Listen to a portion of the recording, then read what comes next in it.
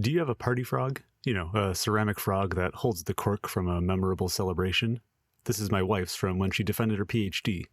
In thinking about keepsakes, I wondered if there might be other ways to memorialize events like that. Wine and champagne bottles are made of glass, so why not try and facet a piece of your celebration? I went bottle hunting, and it seems like most fancy drinks come in either earthy brown or green, if not clear.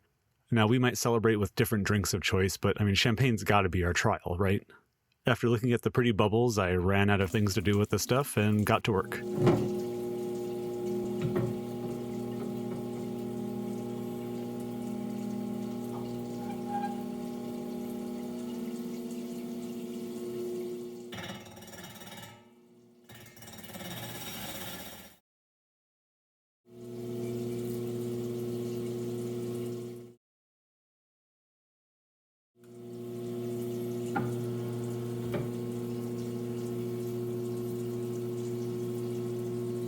And bonus, with eggs so expensive nowadays, we'll be hunting for glass shards this Easter. Really, after you make the change from bottle to chunk of glass, the procedure is really not much different than faceting any other gemstone. People facet glass all the time, to the point some folks recommend learning how to facet using marbles. The glass will be chippy and sharp after cutting, so I soften the edge with a 600 topper lap.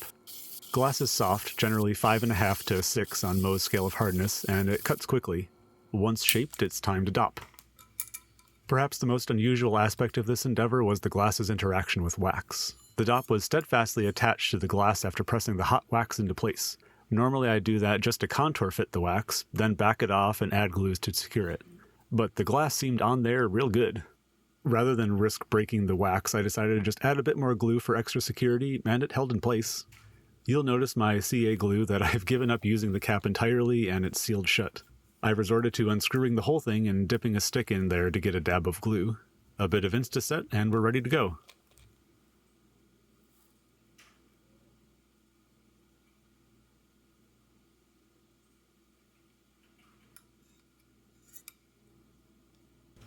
There were some lessons learned and relearned with this stone. I planned to start shaping the girdle at 600 grit, but despite the low hardness of glass, its size meant it was still a slow work.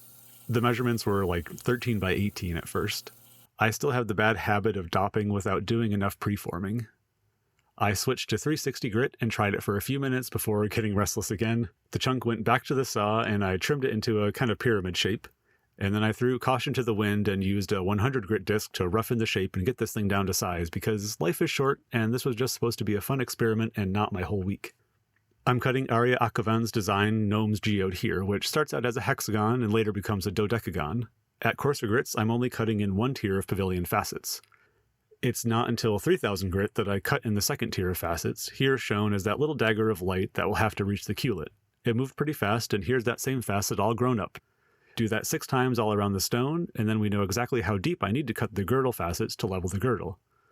I did that at, I think, 600 grit, and now we have our 12-sided shape. After that, it was quick to add the star facets and little Barian facets and start polishing at 60,000 grit diamond on tin. But man, this stone is looking dark and hard to film. It really makes the polish look wet though, almost like polished glass. After transfer, this design gets even easier. It's only 2 tiers of facets plus the table that gets floated in, meaning there's no meats for that. You basically just level the girdle with the 2 tiers and then cut in the table deep enough to try to make equal hexagons all around. The crown cut even faster than the pavilion, which is typically the case, in part because there's usually less glass to remove by this point. I went from 360 grit roughing in to 3000 pre-polish and then the 60,000 grit diamond polish.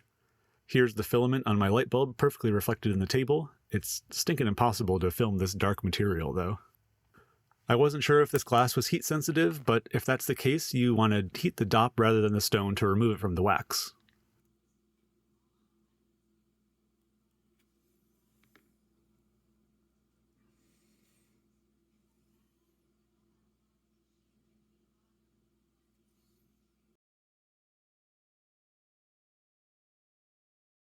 Here's a little bubble I found, and some flow lines showing this was molten glass once.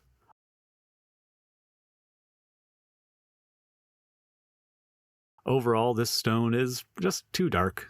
Under idealized lighting conditions, it has some interest to it, and the design is one of my favorites after all. However, in normal light, it just is way too dark with only a blush of earthy color on an edge here or there. It's not the champagne of gemstones I was hoping for. But it's also a big stone, 11 millimeters, and big stones keep dark rough dark. If only I'd cut a smaller stone. Well, fortunately I had a little bit of extra glass left over, so I cut out a smaller piece and did a faceting speedrun. This is Ruination, also by Aria, a modern classic round design that works in a wide variety of materials. And yeah, it looks better. Outside in indirect light, you see more light play compared to Gnome's Geode, but it still benefits from strong lighting.